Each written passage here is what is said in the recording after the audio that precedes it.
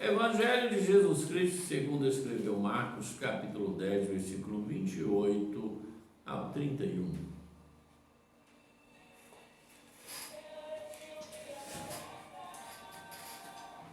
Ouçamos a palavra do Senhor.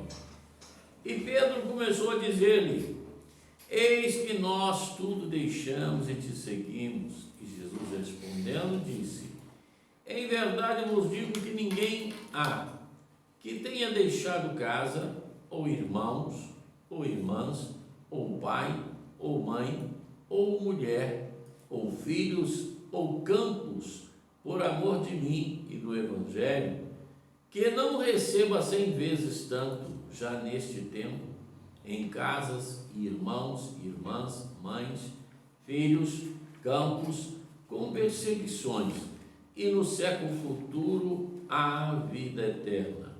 Porém, muitos primeiros serão derradeiros, e muitos derradeiros serão primeiros.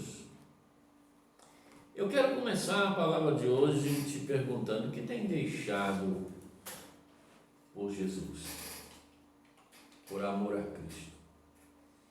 O que você tem deixado? A pergunta é essa, né? Nós precisamos perguntar para nós o que nós temos deixado por amor a Jesus. Pense, eu disse aqui outro dia que Deus, Ele provou um amor tão grande para com a humanidade, né? Capítulo 3, versículo 16 de João vai dizer que Deus amou o mundo de tal maneira, amou de uma maneira tão grande que não tem explicação, que deu o seu Filho único, né, unigênito, para que todo aquele que nele crê não pereça, mas tenha vida eterna. Isso é amor. Amor por uma geração de dura serviço, uma geração apóstata, uma geração que está verdadeiramente perdida e longe dos caminhos do Senhor. Mas o Senhor está todos os dias batendo a porta, né? E se você abrir, Ele vai entrar e vai fazer morada e vai ficar. Mas só vai entrar se você convidá-lo a entrar, não é mesmo? Então, veja bem que Pedro faz um questionamento a Jesus, porque Jesus estava falando sobre ser discípulo. Pedro então perguntou: o que nós vamos ganhar com isso, né? Pedrão era mais atirado, né? Então ele fazia as perguntas mesmo. Nós deixamos tudo para te seguir, deixamos pai, mãe, filho, bicho, aquilo e tal. E o que nós vamos ganhar com isso? Jesus respondeu: olha, 100 vezes mais nesta vida, e na futura a vida eterna. Jesus estava falando de uma vida que não tem fim, não é mesmo? Mas no último versículo que nós lemos aqui, diz que os últimos serão os primeiros, os primeiros últimos. Rapaz, moça que está me ouvindo, senhora, senhor que está me ouvindo, é difícil às vezes de entender, né, as colocações que o Mestre Jesus fazia. Mas ao mesmo tempo, se pedirmos orientação ao Espírito Santo, vamos entender. E o Senhor está colocando: olha, se você me colocar em segundo plano, não é digno do reino do céu.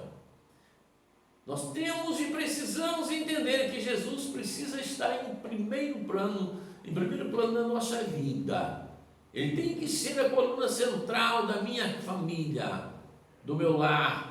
Sim, Ele precisa ser a coluna central de todo o meu ser, dos meus negócios, dos meus sonhos, projetos, tudo.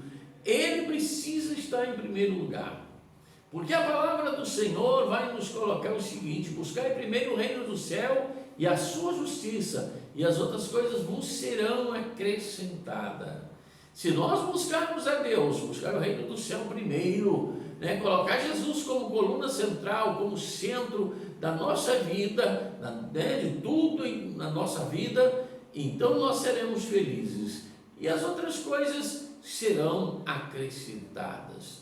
Eu costumo dizer que aqueles que cuidam das coisas do Senhor nessa terra, o Senhor cuida deles. E quando Deus cuida, pode estar certo que cuida muito bem, né? Ele é o melhor patrão que paga o melhor salário do mundo. É direito de vida eterna. Isso mesmo.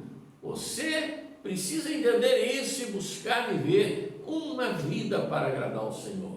Mas você pode estar perguntando, pastor, eu tenho que deixar então minha mãe, tenho que deixar meu pai, eu tenho que deixar minha esposa, meus filhos, eu tenho que deixar tudo por amor a Jesus? Não, Jesus não está dizendo para você abandonar. Jesus está dizendo para que você tenha Ele como, né, o primeiro na sua vida.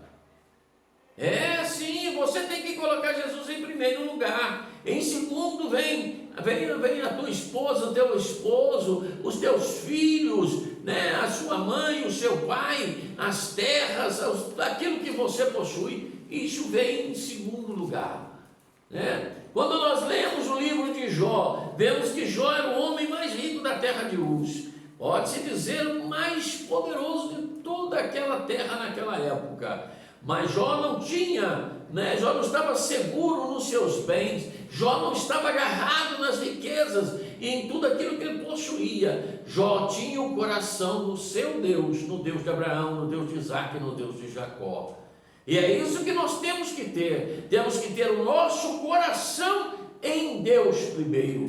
Depois, com certeza, Ele, se Ele quiser, Ele vai nos fazer ricos, poderosos sobre a terra. Mas o coração tem que estar em Deus primeiro. Por isso que Jesus coloca que você, eu e nós precisamos amar a Jesus mais do que tudo que temos nessa vida. É verdade. E quando nós amamos, Jesus cuida, Jesus dá vitória, Jesus nos faz vencedores, porque Ele é o próprio Deus. Portanto, te deixo nesta noite uma pergunta a você, meu irmão, minha irmã que está me ouvindo: o que você tem deixado por Jesus? Posso voltar na palavra do Senhor ainda e te dizer que o cego Bartimeu, que os olhos foram arrancados, deixou a capa que ele havia recebido para poder mendigar, né? Aquela capa era um sinal de que ele era um mendigo que mendigava, e servia para travesseiro, servia para cobertor, servia para cobrir, né, para não molhar, servia para tantas coisas. Então aquela capa era um tesouro precioso que o cego tinha. Sim, mas quando ele encontrou Jesus e percebeu que ali estava a solução para os seus problemas, porque ele não nasceu cego, mas foi feito cego, né, pelos soldados de Roma. Então, quando Jesus perguntou: o que queres que eu te faça? Ele disse: que eu volte a ver. Mas antes ele deixou a capa. O único bem que ele tinha, ele deixou por Jesus. E a Bíblia nos mostra que, ao ser curado e passou a ver, ele não voltou para buscar a capa, não, hein? Ele não voltou para buscar a capa. Ele continuou caminhando com Jesus e glorificando o nome do Senhor. Não fez como a mulher de Ló, né? Jesus disse: lembrai-vos da mulher de Ló, né? Não fez como a mulher de Ló, que agarrado às riquezas, a ordem era: não olhe para trás. Por que que Jesus disse? Por que que o Senhor disse isso? Os anjos disseram: não olhe para trás. A ordem é essa: não olhe para trás. Por quê? Porque precisava abandonar as coisas terrenas para buscar as espirituais. Mas a mulher de Ló, com seu coração nas riquezas, olhou para trás e virou uma estátua de sal e perdeu a salvação, não é mesmo? Então nós entendemos que quando nós deixamos tudo por amor ao Senhor, o próprio Pedrão, né? O próprio Pedro, ele deixou tudo por amor ao Senhor. E quando ele estava preso na prisão, né, em Roma, a prisão de Antônia, como diz aos estudiosos, ele estava preso lá e guardado por vários soldados, por quartelos de soldados, com grilhões nos pés, todo amarrado, todo preso, né? E a igreja orava ao Senhor, mas o coração de Pedro estava na obra de Deus. O anjo chega, as cadeias caem e ele é solto, e o anjo diz: levanta, calça a tua sandália, né? Veste a tua roupa, coloca o teu cinto e a tua capa e segue-me. Pedro achou que estava sonhando, sabe? Mas quando ele atravessa dois quarteirões das ruas, ele percebe que não era sonho, mas o anjo já tinha ido, porque ele já estava fora da prisão. E quando ele chega à casa da irmã Maria, onde estavam os irmãos orando, então eles ficaram sabendo que Pedro estava solto, que o Senhor tinha tirado ele de lá. Quando nós temos no coração, sim, nas coisas do céu, nas coisas do papai, né? Do Deus de Abraão, do Deus de Isaac e do Deus de Jacó, sim, nossas coisas estão em Jesus o Cristo ressurrecto, né? Com Yeshua, a Machia, como é dito em hebraico. Então, quando nós temos o coração nele, pode estar certo disso. Não há prisões, não há cegueira, né? Não há nada ruim, porque ele muda tudo para te dar vitória. Creia nisso, porque vale a pena deixar as coisas terrenas e amar a Cristo, seguir a Cristo, viver com Cristo e estar com Cristo eternamente. Se você sonha assim, se você quer assim, então não agarre as coisas terrenas, mas adore a Jesus, o único que deve ser adorado. Viu? Preste bem atenção nessa palavra. O único que deve ser adorado. Amém? Que Deus continue abençoando a sua palavra, a sua vida, e que essa palavra encontre um cantinho aí no teu coração. Ora comigo.